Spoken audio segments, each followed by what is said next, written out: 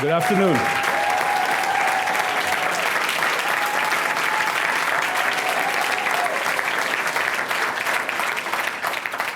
All right.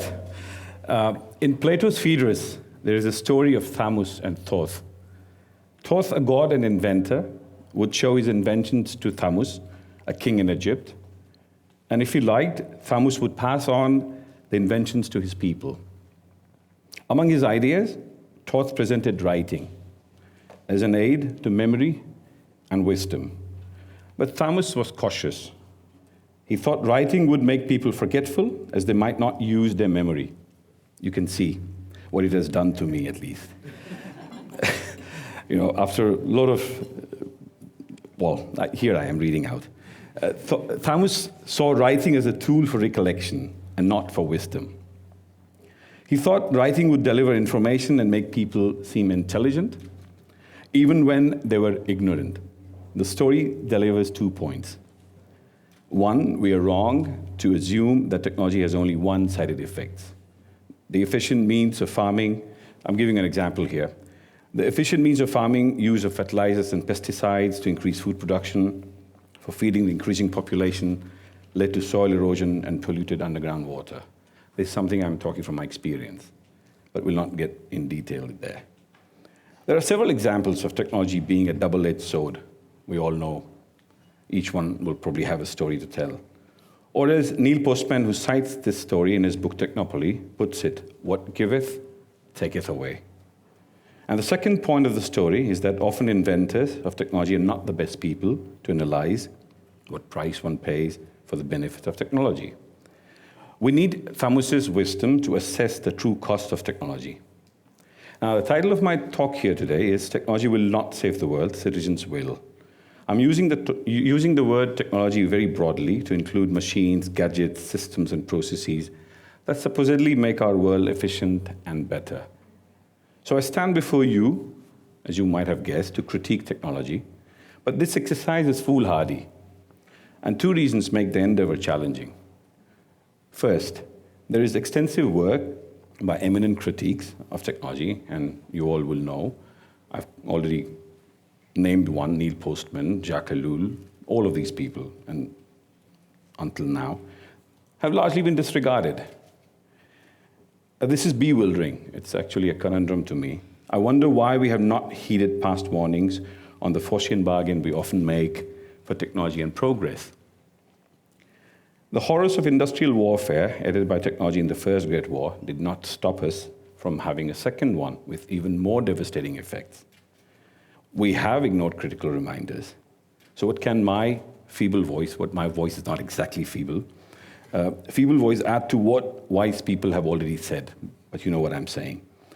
The second challenge of raising any counter thoughts on technology is the dominant narrative, assuming its omnicompetence. Before the crash of 1929, the years between the 2 wars, which I mentioned, also saw the roaring 1920s, when new technologies evoked great optimism: television, refrigerator, cars, all the gadgets.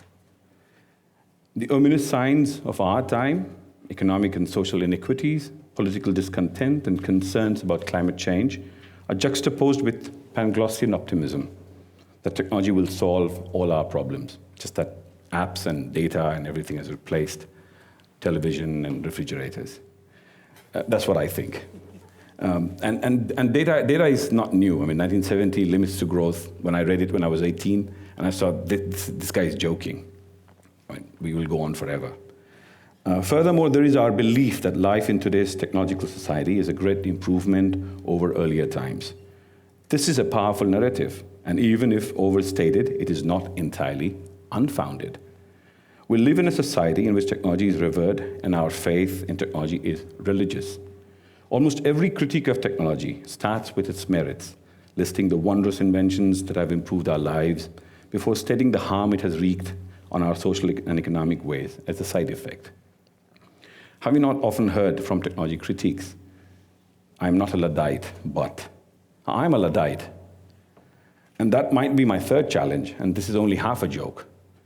You see, I run a project in India, as it was announced, to preserve the craft of handloom that once made my hometown famous. Luddites were weavers in Britain who objected to mechanized looms. To be a Luddite now means to be a technophobe and a primitivist. I'm not in a position to power looms. I'm wearing something made on power loom. I'm not going around with smashing machines as some Luddites did. I also understand the economic difficulty in preserving handloom, yet I make a case for it. Anyway, notwithstanding these challenges, let me share with you what I have to say. This is less a criticism of technology than perhaps a simplistic economic analysis and a nudge for some action. I grew up in a town called Bhagalpur. Probably you've heard some speaker before this in India. In 1987, I moved to New Delhi, India's capital, for higher education. Twice a year, I would travel to my hometown, 1,200 kilometers east. The 24-hour journey would start with an electric locomotive, replaced halfway by a diesel engine, which would finally give way to one powered by steam. This was appropriately symbolic. My hometown, known for its silk and shuttle looms, was time-warped. Still is, in some ways, actually. I still go to Bhagalpur twice a year. Now, the steam engines do not pull the trains, but even today, this 1,200 kilometers from Delhi takes 24 hours. These days, I'm privileged to not take the train, but fly instead to either of the two nearest airports, about 250 kilometers from Bhagalpur.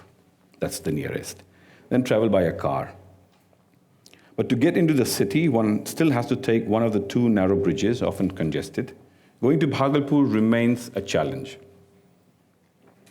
The incongruity of technology, accentuated by the coexistence of modern gadgets such as smartphones and creative use of makeshift tools, is puzzling. During my trips to Bhagalpur, I often wonder why some technologies get deployed while other more useful things such as a wider four-lane bridge that will help never arrive, or if they arrive only for some. It is clear technology has transformed lives differently in different parts of the world and different strata of society. Uneven use of technology is not just a story of the developing world. Developed countries have similar stories too. If you have been to the US or even in Germany, I can give you some examples. I think we have not focused on solving a few most important problems for all. Instead, we are trying to solve all the problems, real and imagined, for a few. I'm a consultant and was a teacher of economics. I taught economics of trade at a university in Germany, so I look for answers in economics. In international trade, which is driven by differences in resources, use of technology, and productivity, there are winners and losers, and unfair distortions on account of externalities. Externalities are costs that someone else is paying for your benefits, or the cost you are paying for someone else's benefit, whoever can get away with it. One can draw some parallels with trade. Implementation of technology results from a cost-benefit trade-off from the perspective of economics. And economics is no longer a subject of moral philosophy. Never mind that Adam Smith, 60% of his text was moral philosophy, but of efficiency, productivity, and growth. The paradigm of growth and efficiency results from mass production and mass consumption, which results in mass communication to entice consumers and enamor them of new products. In a cost-benefit analysis, benefits are easier to spell out and more visible in the short term. The costs are difficult to determine. They are collectively borne by societies, often noticeable only in the long run, and frequently externalized. I believe passing of the cost to others is a major reason behind the ills of technology. Economic inequality, increasing disinformation, undermining of political institutions, and damage to the environment all result of externalization of costs. And mostly, who bears the burden? Uninformed, unrepresented, and unborn. Today, in Grimm's Brothers region, with these talks at TEDxKassel, we are weaving a tapestry with the tales of tomorrow. That's what the whole program list says. The tales of tomorrow for technology are those of automation and artificial intelligence, which means taking technology's omnicompetence even further. In this tale, we will eliminate many jobs being done by human beings. Systems and processes will become even more efficient. Now, I'm reminded of the Grimm's Brothers story of the boy who found fear. If not fear, we must find our sense of responsibility. As Neil Postman said, in the 13th century, perhaps it didn't matter so much if people lacked technological vision, perhaps not even in the 15th century, but in the 21st century, we can no longer afford to move into the future with our eyes tightly closed. We need to debate society's value of growth and critically analyze the benefits of technology. We also have to change society's goals from growth and ever-increasing efficiency to material sufficiency. This calls for a debate on more difficult questions such as the stable population size and giving up wasteful consumption habits. It means consuming less and not just differently, not just green. Population and per capita consumption cannot grow together indefinitely. Technology proved strong once, but we cannot take for granted that our planet is a cornucopia. I hope the younger generation will understand better the limitations of science and technology and redefine progress.